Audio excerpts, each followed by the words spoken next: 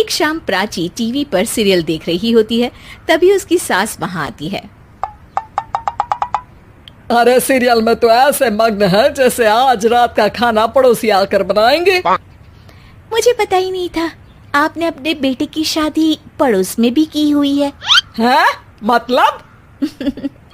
मतलब इस घर में सारा काम बहू ही करती है, आप तो सिर्फ खर्राटे मारती हैं। अच्छा जी, फिलहाल तो तुम आराम फरमा रही हो, चलो जाओ, ये मेरे टीवी देखने का समय है। आहा, इसीलिए मुझे भगाया जा रहा है। सॉरी, अब तो बिल्कुल नहीं जाऊंगी। प्राची की इस बात पर दोनों सास बहू के बीच टीवी रिमोट के पीछे बच्चों जैसे छीना झपटी शुरू हो जाती है, जिसके बीच श्लोक भी काम से घर वापस आ जाता है। आज मेरी चूहे बिल्ली की जोड़ी किस बात पर झगड़ रही है? अरे तेरे बीवी मुझे टीवी ही नहीं देखने दे रही। अरे तुम्हारी मम्मी मुझे खाना बनाने के लिए फोर्स कर रही है। अरे वाह, ऐसे बेतुके रीजन पर तो बच्चे भी झगड़ा नहीं करते। अरे मुझे कुछ मत बोल, सब इसने ही शुरू किया है। हाँ हाँ, जैसे आप तो बहुत दूध की धूली है ना। अरे बस, दोनों चुप। प्राची जाओ, खाने की तैयारी करो। और माँ तुम छोड़ो, तुम्हें क्या बोलूं, शांति से अपना सीरियल देखो, मुझे दोबारा लड़ने की आवाज सुनाई नहीं देनी चाहिए। ऐसा बोलकर श्लोक वहां से चला जाता है, जिसके पीछे पीछे प्राची भी कुछ न कुछ बड़बड़ाते हुए रसोई में चली जाती है। हाँ हाँ, सासू जी को तो कुछ बोलेंगे ही नहीं, बस मुझ पर ही हुक्म चलता है, खाना बनाओ, जैसे मैं इनके घर में खाना बनाने के लिए आई हूँ। इसी तरह शाम बीतती है और रात को श्लोक और प्राची की सास खाना खाकर सोने चले जाते हैं, लेकिन प्राची गुस्से में कुछ खाए बिना काम में ही लगी रहती है।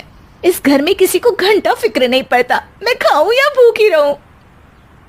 प्राची कुछ देर के लिए रसोई से बाहर जाती है और जैसे ही वापस आती है तो वहां दूध का भरा ग्लास देखकर हैरान रह जाती है। फिक्र पूरी है, बस दिखाना नहीं है। प्राची दूध पीकर सोने चली जाती है और अगली सुबह एक बार फिर सास बहू का कार्टून नेटवर्क स्टार्ट हो जाता है। ये तुमने ही किया है। अरे अजीब जबरदस्ती है, मैं बोल रही हूँ मैंने कुछ नहीं किया। दोनों ने मिलकर पूरे घर को पागल खाना बनाया हुआ है। यहाँ कोई नॉर्मल इंसान तो रह ही नहीं सकता, इसीलिए अब पड़ोसी क्या रिश्तेदार भी घर आने से कतराते हैं। और सुन बेटे, तू भी चंगा, तेरी माँ भी चंगी, तेरी बीवी भी चंगी, रिश्तेदार।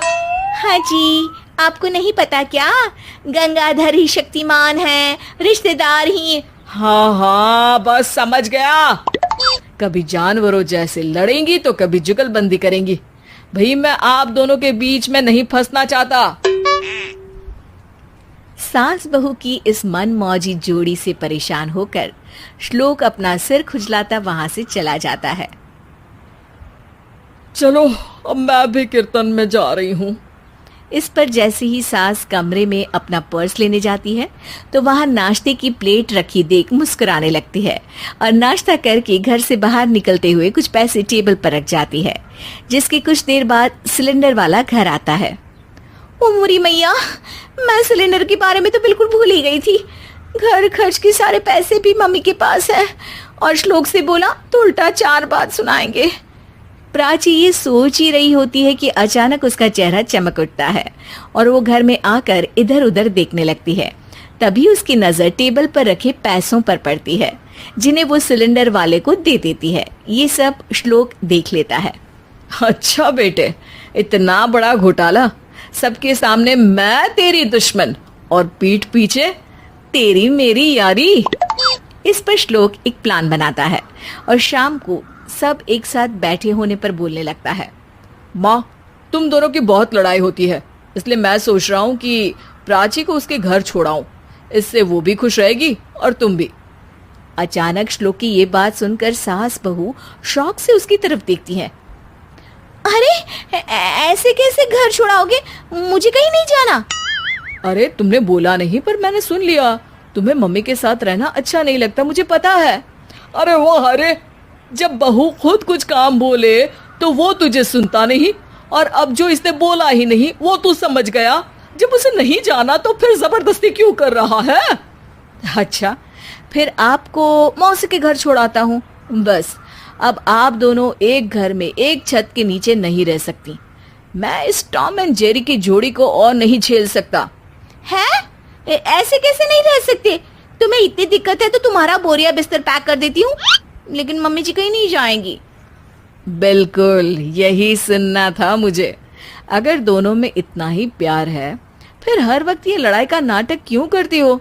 देखा मैंने कैसे माँ किचन में दूध रखती है और तुम उनके लिए कमरे में नाश्ता रखती हो, और कैसे वो पहले ही तुम्हारी दिक्कत समझकर घर में पैसे रखकर बाहर जाती है।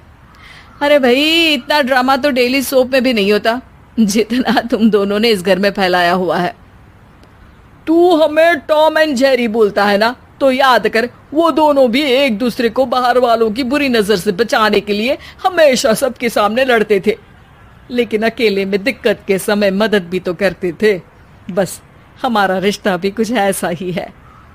और वैसे भी अगर सास बहू में तू मैं नहीं होती तो दुनिया वालों को कहानियां कैसे मिलेंगी?